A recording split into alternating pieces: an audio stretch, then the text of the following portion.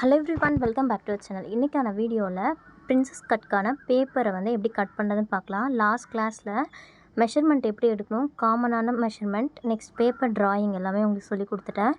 இந்த வீடியோவில் அதை விட கண்டினியூட்டி தான் பார்க்க போகிறோம். நார்மலாக கொண்டு வர பேட்டர்னை விட இது லைட் டிஃபராக இருக்கும். உங்களுக்கு ஒரு போர்ட் ஷேப்பில் பேட்டர்ன் ட்ரா பண்ணியிருப்பீங்க இல்லையா, அந்த நெக்கை ஃபஸ்ட்டு கட் பண்ணிவிடுங்க. அதுக்கப்புறம் ஆம்கோல் வழியாக மார்பு சுற்றளவுக்கு ஏற்ற மாதிரி லைன் போட்டுப்பீங்க இல்லையா, அதோடு சேர்த்து பேக் போர்ஷனை செப்பரேட் பண்ணிவிடுங்க. பேக் அண்ட் ஃப்ரண்ட் போர்ஷன் நீங்கள் செப்பரேட் பண்ணி எடுக்கும்போது ரெண்டுத்துக்குமே பெரிய டிஃப்ரென்ஸ் எதுவுமே இருக்காது. ஏன்னா பின் உயரம் ப்ளஸ் முன் உயரம் ரெண்டுத்துக்குமே ஒரே ஹைட் தான் வச்சு பண்ணியிருப்போம். அதனால் டிஃப்ரென்ஸ் தெரியாது. நம்ம தான் ஒரு பேப்பரில் பேக் போர்ஷனுக்கான நெக் டிசைனும் ப்ளஸ் ஃப்ரண்ட் போர்ஷனுக்கான கட்டிங்கும் பண்ண போகிறோம். இந்த ப்ளவுஸ் பேட்டர்ன் ஒரு பேசிக்கான பேட்டர்ன் தான். பிரின்சஸில் சேம் கலர் யூஸ் பண்ணது. நெக்ஸ்ட் கிளாஸில் 2 colour netted cloth plus normal cloth use பண்ணி பிரின்சஸ் எப்படி பண்ணுறதுன்னு பார்க்கலாம். பேக் போர்ஷனில் நான் ஒரு 3.5 இன்ச்சில் லைட் ஹோல் வச்சு பண்ண போகிறேன். இதுலேயும் பிக் ஹோல்லே நிறைய ஷேப்பு, டைமண்ட் அந்த மாதிரி ஷேப்பெல்லாம் கொண்டு வரலாம். நான் ஒரு நார்மலான ஓவல் ஷேப் தான் கொண்டு வந்திருக்கேன்.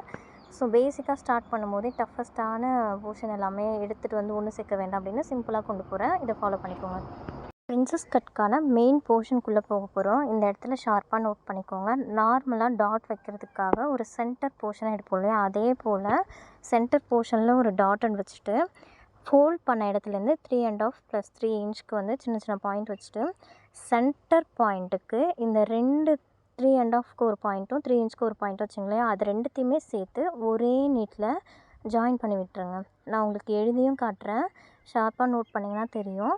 அதுக்கப்புறம் அந்த கர்வை நான் ஆம்கோல் சைடு கொண்டு போய் விடுறேன்.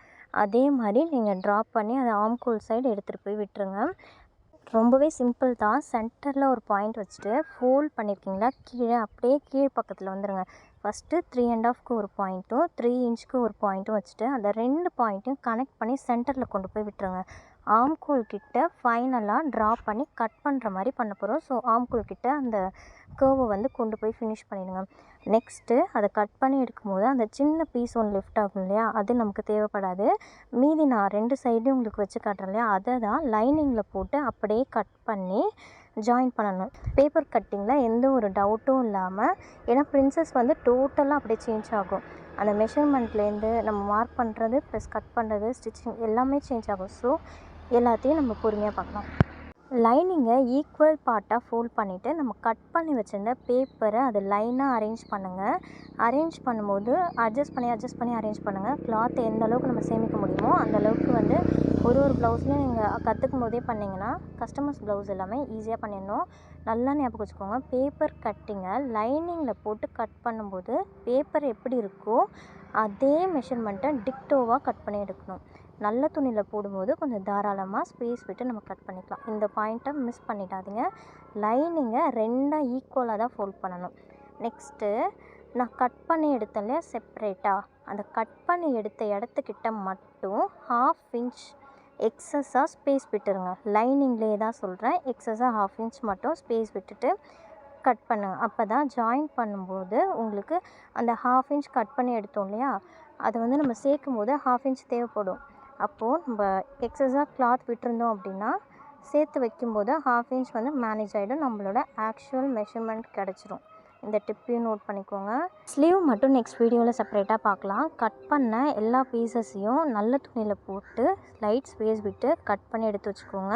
நெக்ஸ்ட் வீடியோவில் ஸ்லீவ் பார்க்கலாம். இந்த வீடியோ உங்களுக்கு யூஸ்ஃபுல்லாக இருந்ததுன்னா நம்ம சேனலை சப்ஸ்கிரைப் பண்ணிடுங்க.